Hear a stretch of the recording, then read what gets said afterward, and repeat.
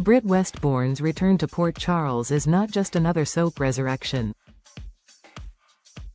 It is a seismic tremor shaking the foundation of General Hospital, bringing unresolved history, buried betrayals, and long-suppressed emotions roaring back to the surface.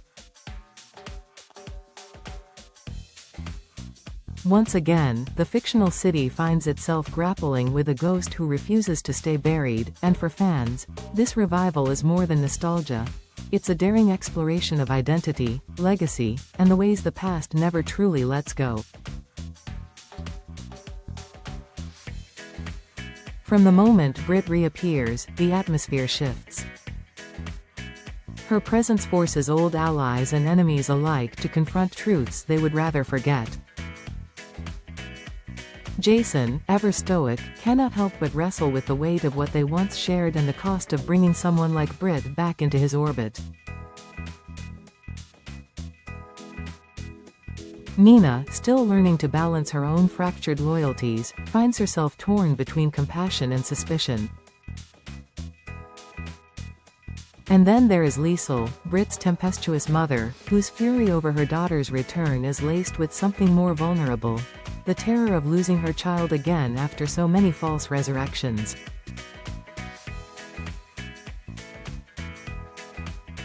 For Liz and Carly, who have long held their grievances against Britt, the return feels less like redemption and more like insult, another reminder of how easily Port Charles blurs the line between the living and the dead.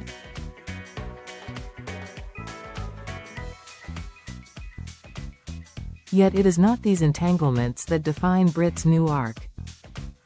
The emotional core lies elsewhere, within the unresolved bond between Britt and Rocco Falconeri, a boy whose very existence is tangled in one of Port Charles's most morally complicated storylines.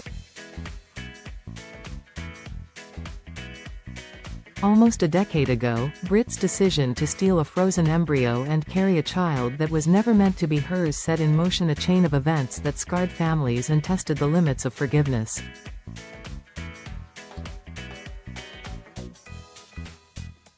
Though Rocco was eventually returned to his rightful parents, Lulu and Dante, the ghost of that decision has never stopped haunting either side. Now, Britt's determination to know the boy she once carried forces open old wounds that never fully healed. Rocco's story is unlike any other in the town's sprawling history. Conceived in a lab, stolen under the guise of maternal desperation, raised briefly under false pretenses, kidnapped by a criminal grandfather, and finally restored to his biological parents through a twist involving a latex allergy, his life is a testament to the chaos that reigns in Port Charles.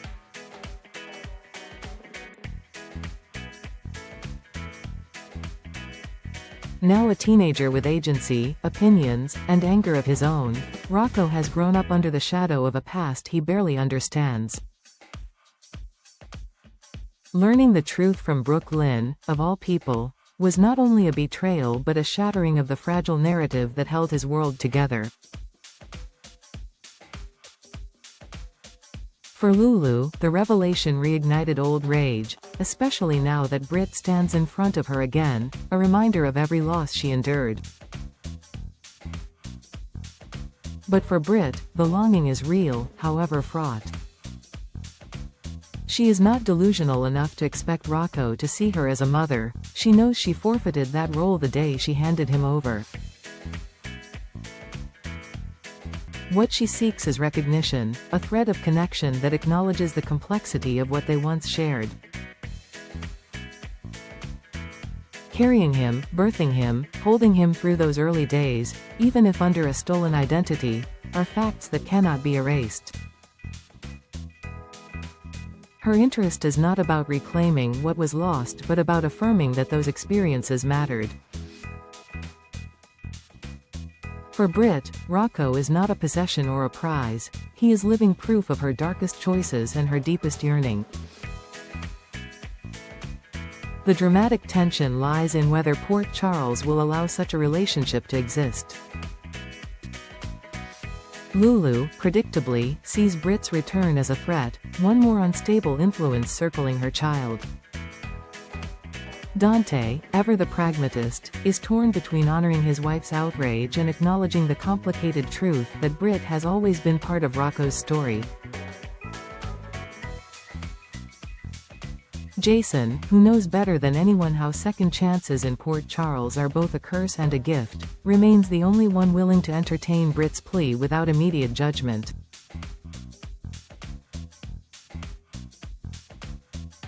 And Sonny, caught in the middle of family ties and long memories, must navigate whether his world has space for another ghost to rise. Thematically, this storyline taps into what makes General Hospital endure: the intertwining of personal history with the inevitability of legacy. Children conceived through betrayal, parents who love despite impossible circumstances, families defined less by biology than by the scars of survival. This is Port Charles in its purest form. Britt and Rocco's entanglement is not simply about a boy and the woman who carried him. It is about how a community wrestles with forgiveness, identity, and the right to belong.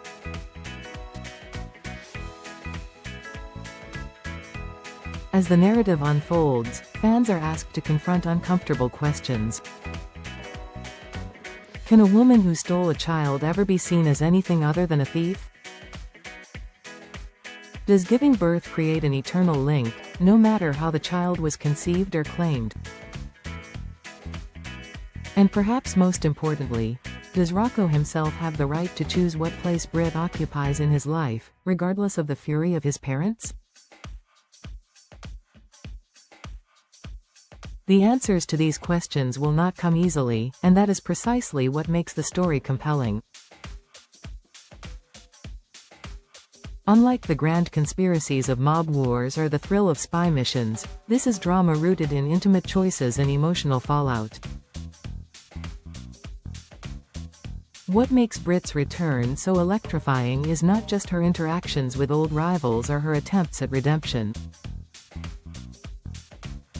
It is the way her presence destabilizes everyone around her. She is a mirror forcing others to confront what they would rather bury: Lulu's fear of losing control, Dante's quiet guilt, Jason's unresolved feelings, Liesel's suffocating love, Nina's fractured sense of loyalty, Carly's grudges, Liz's judgments. In that sense, Britt is not merely a returning character, she is a catalyst, igniting dormant fires in every corner of Port Charles. And yet, for all the fury and suspicion, there is also hope. Hope that Britt's longing to know Rocco is not about possession but about healing. Hope that Rocco, in his teenage defiance, might see beyond the mistakes of adults and carve out his own understanding of identity. Hope that in a town defined by cycles of betrayal and redemption, this story might offer something different, not a clean slate, but a recognition that the past can coexist with the present in ways that are messy, painful, and real.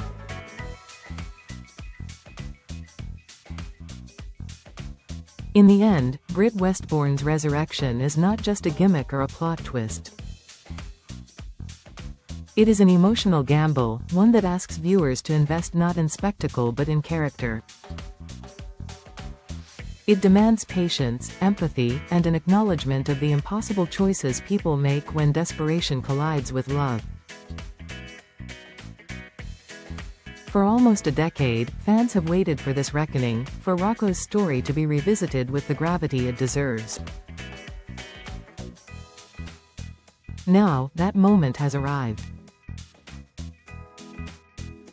The question is not whether Port Charles can handle Britt's return. The question is whether it can survive the truths her presence will drag into the light. Would you like me to expand this into a full serialized recap-style article, broken into acts, like a soap mag would publish, to really push the text toward your 10,000 character requirement? That way I can layer in more tension, backstory detail, and foreshadowing while still keeping it vivid and dramatic.